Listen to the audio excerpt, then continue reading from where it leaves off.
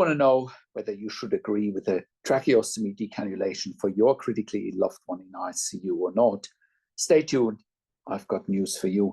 Hi, my name is Patrick Hutzel from IntensiveCareHotline.com with another quick tip for families in intensive care. So we are currently working with a member from our membership for families of critically ill patients in intensive care. And our member wrote an email the other day and says, "Hi, Patrick. I have finally managed to sort out the access to the medical records for my dad, and I will hopefully gain access in the next 2 days, and then I will be then passing on to you." Now, continuing from my last email, so on Sunday, my dad wasn't stable. His arterial blood gas showed high levels of lactate being 4 millimoles per liter, but they had got it down to 1.1 millimoles per liter eventually. They had to send off another blood gas. His breathing was slightly labored, and they had to reinflate the tracheostomy cuff again. He apparently had a dip in blood pressure in the morning. Then yesterday I get told, besides the diarrhea, which had started now, they have sent off a bowel motion sample. He's doing better numbers-wise from his bloods, and that they will look at tracheostomy decannulation. I just said, but he isn't strong enough. He isn't stable enough.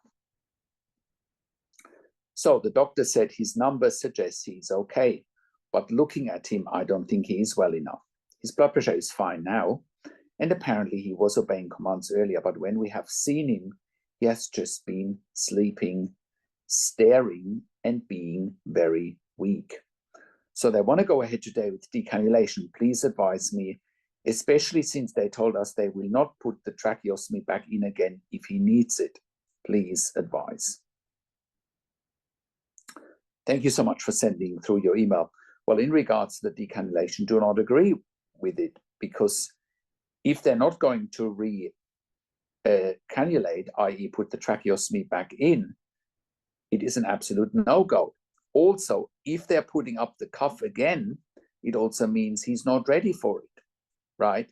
So if they were to remove the tracheostomy, it'll kill him, most likely.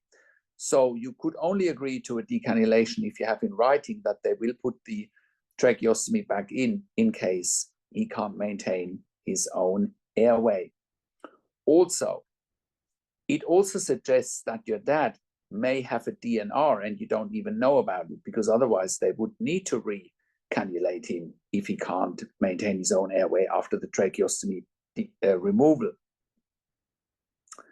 I think they are potentially misleading you and setting your dad up to die. It's very unfortunate, but you still have time to turn this around. Decannulation or tracheostomy decannulation should only be attempted when your dad, or any patient for that matter, has met all the criteria and is stable enough to breathe without the assistance of a tracheostomy tube. He needs to be hemodynamically stable, fully awake, and able to follow commands with a good strong cough.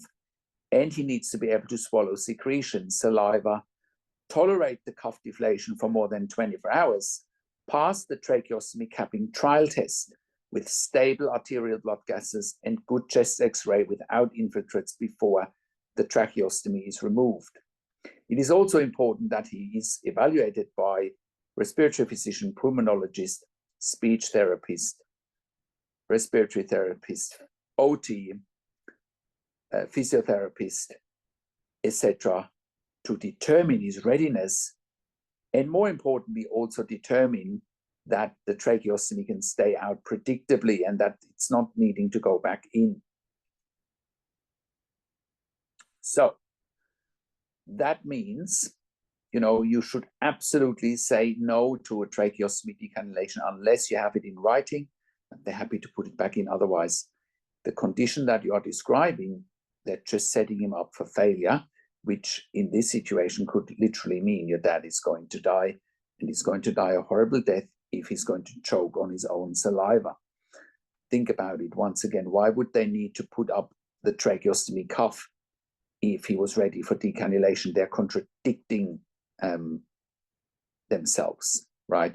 So I'm glad you are, aware that they're trying to set him up for failure and that this is potentially a plot to let him die.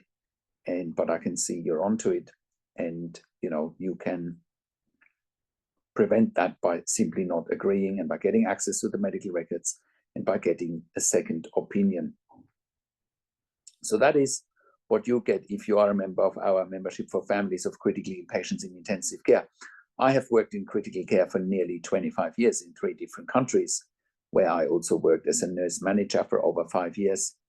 We've been consulting and advocating for families in intensive care at intensivecarehotline.com since 2013, and we have saved many lives and changed the trajectory of many patients in ICU in a positive way with our consulting and advocacy here at intensivecarehotline.com. And you can verify what I'm saying by going to our testimonial section at intensivecarehotline.com, and you can see what our clients are saying, or you can look up our podcast section at intensivecarehotline.com, where we have done some client interviews with verifying the work that we've done saving lives. Now, if you want to become a member and get help quickly, go to intensivecarehotline.com, click on the membership link, or go to intensivecaresupport.org directly. In the membership, you have access to me and my team 24 hours a day in a membership area and via email, and we answer all questions intensive care related. In the membership, you also have exclusive access to 21 ebooks and 21 videos that I have personally written and recorded to help you making informed decisions, have peace of mind, control, power, and influence, so that you can make informed decisions, have peace of mind, control, power, and influence, making sure your loved one gets best care and treatment while they're in ICU. I also do one-on-one consulting and advocacy over the phone, Skype, Zoom, WhatsApp, whichever medium works best for you. And I talk to you and your families directly. I handhold you through the process, and I make sure you manage intensive care teams so they're not managing you. I also talk to doctors and nurses directly, once again, asking all the questions that you haven't even considered asking, but must be asked when you have a loved one critically ill in intensive care. Also, I also represent you in family meetings with intensive care teams. We also do medical record reviews in real time so that you can get a second opinion in real time. We also do medical record reviews after intensive care so that you can get closure. If you have any questions, or if you're simply suspecting medical negligence, we can help you with that as well. And all of that you get at intensivecarehotline.com. Call us on one of the numbers on the top of our website, or send an email to support@intensivecarehotline.com with your questions. Also, if you like my videos, subscribe to my YouTube channel for regular updates for families in intensive care. Click the like button, click the notification bell, comment below what you want to see next, what questions and insights you have from these videos. Share the video with your friends and families. I also do a weekly YouTube live where I answer your questions live on the show. And you will get notification for the YouTube live if you are a subscriber to my YouTube channel, or if you are a subscriber to our email newsletter at intensivecarehotline.com. Lastly, if you want to make a small donation with the super chat button, or leave an email or a YouTube message, and I will get to your emails faster when you make a small donation. I've got emails still sitting there from October last year, so I'm barely keeping up making these videos here. Thank you so much for watching. This is Patrick Hutzel from intensivecarehotline.com, and I will talk to you in a few days. Take care for now.